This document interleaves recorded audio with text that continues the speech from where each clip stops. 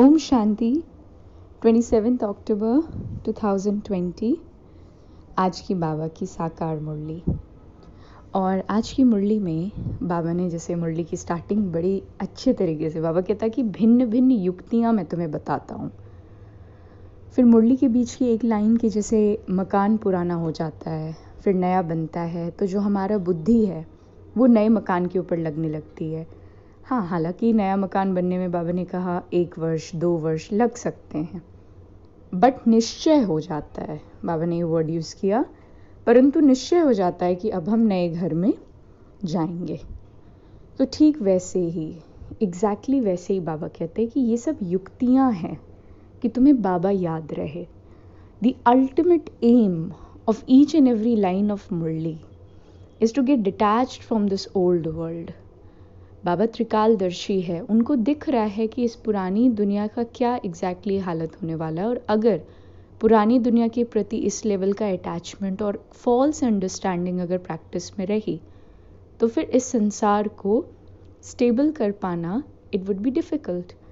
बाबा के लिए सब इजी है, लेकिन कर्मों की फ़िलॉसफी के अकॉर्डिंग ऐसी सोल्स का क्रिएट होना एसेंशियल है जो खुद भी स्टेबल हो करके विश्व की अनेक आत्माओं को और ये जो नेचर है इन सब को क्योर कर सके।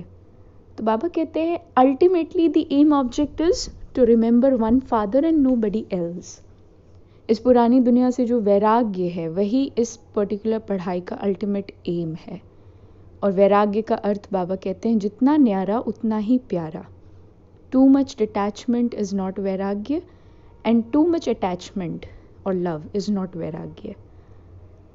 दोनों का परफेक्ट बैलेंस होना उसी को वैराग्य वृत्ति और बेहद की वैराग्य वृत्ति कहा जाता है।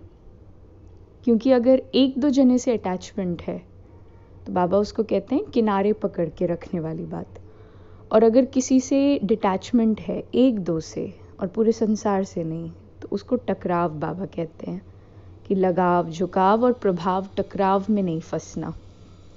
आत्मा के लिए बाबा ने रिकॉल कराया कि सदा ये याद करते रहो कि आत्मा इन ऑर्गन्स के द्वारा सुनती है, इन ऑर्गन्स को इस्तेमाल आत्मा करती है। The soul is using these organs to speak, to hear, to understand. याद की यात्रा में रहकर आत्मा को पावन बनने का जो ये खूबसूरत संगम युग है। संगम युग के लिए बाबा ने कहा जो पार्ट इस वक्त चल रहा है ना, अकाउंट्स का एक्यूमुलेशन का पार्ट, आत्मा की पवित्रता का पार्ट। क्योंकि आत्मा को अपवित्र बनने में जैसे बाबा ने एक स्टेटमेंट यूज़ किया कि आधा कल्प लगता है, यानी 63 जन्म। फिर उसके ठीक बाद बाबा एक स्टेटमेंट यूज़ करते हैं कि यूँ तो पूरा कल्प कह सकते हो। क्यों? क्योंकि देवताएं कभी भी पुरुषार्थ इस चीज़ के लिए करेंगे ही नहीं कि वो पावन बने। तो वहीं से हर दिन सत्युग का पुराना हमें बनाता जा रहा है। एवरी डे, जैसे आज हम हर दिन धीरे धीरे बढ़ रहे हैं, पता नहीं चल रहा है, लेकिन इस मुरली बाबा की याद, अंडरस्टैंडिंग, अपना रिफाइन करना, अमृत वेला की धारणा, शुद्ध अन्न, आहार, व्यवहार, विहार, ये चीज़ें डे बाय डे जैसे हमें इन्हांस कर रही हैं, पता नहीं पड़ पा रहा है, वो ऑल ऑफ सडन फील होने लगेगा।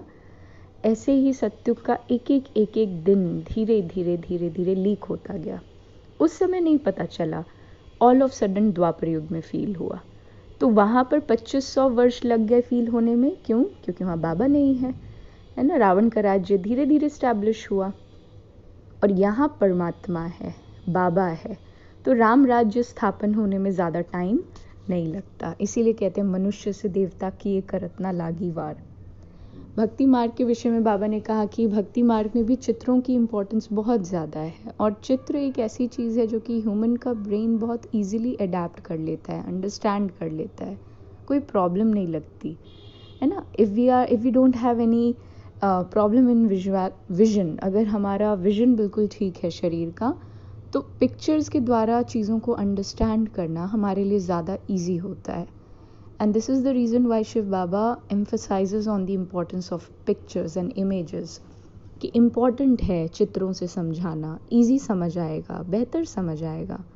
So here Baba is actually running an university, जहाँ पर कैसे पढ़ाना है, क्या करना है, he is looking forward to each and everything.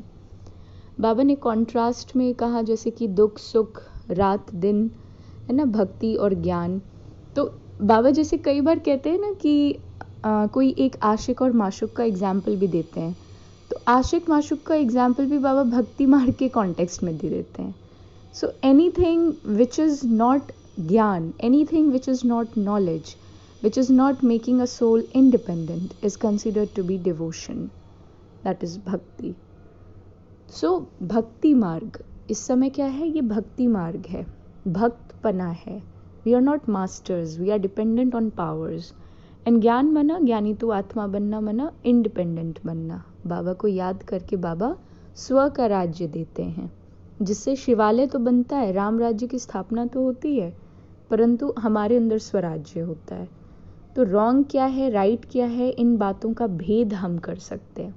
बाबा ने अपने लिए कितने अफर्मेशन के साथ, रूहानी सर्जन तो बाबा है ही, सुप्रीम सर्जन तो है ही, कितने अफर्मेशन के साथ कहा कि सबको शांति धाम तो ले जा करके ही छोड़ूंगा, है ना। और हम लोग जितना पुरानी दुनिया को भूलेंगे उतना हमें शांति धाम या मुक्ति धाम याद आएगा।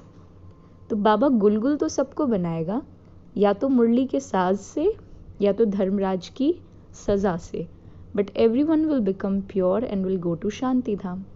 तो ड्रामा अनुसार, बाबा ने ड्रामा को राज कहा ना, तो ड्रामा अनुसार हमारा ये पार्ट है कि हम मुरली के आधार पर, मुरली के साज पर मास्टर मुरलीधर बन करके अपने विकर्मों के बोझे को विनाश करें।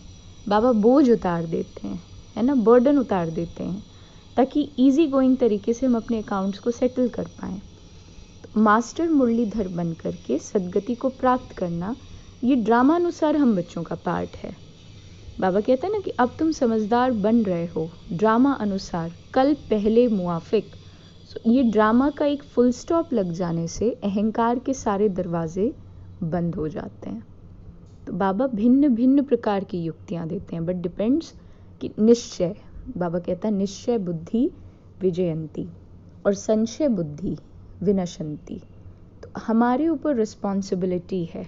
जैसे अहिल्याएं कुब्जाओं की बात भी बाबा ने की, दो souls who have turned weak, उनकी भी जिम्मेदारी हमारे ऊपर है। तो बाबा ने हमें फिर इशारा भी दिया, क्या इशारा दिया संगम युग के लिए, कि जैसे ब्रह्मा बाबा ने अपना सब कुछ एक्सचेंज करके मुक्त हो गए, लाइट हो गए, हर चीज़ एक्सचेंज कर ली। बाबा ने कितने सरल अंदाज में, ब्रह्मा बाबा ने कहा कि ये शरीर भी लोन पे उनको दे करके फ्री हो गया, मैं भी तुम्हारी तरफ पढ़ता हूँ, केवल शरीर ही तो लोन पे दिया। So Sangam Yug is all about exchanging everything with Shiv Baba. Baba की ये आज की हमारे लिए विशेष सुझाव, विशेष राय है। तीव्रतम पुरुषार्थ के लिए विशेष आवश्यकता है, तीसरी नेत्र के द्वारा समझते हुए कि इस पुरानी दुनिया में अब कुछ भी रहा नहीं।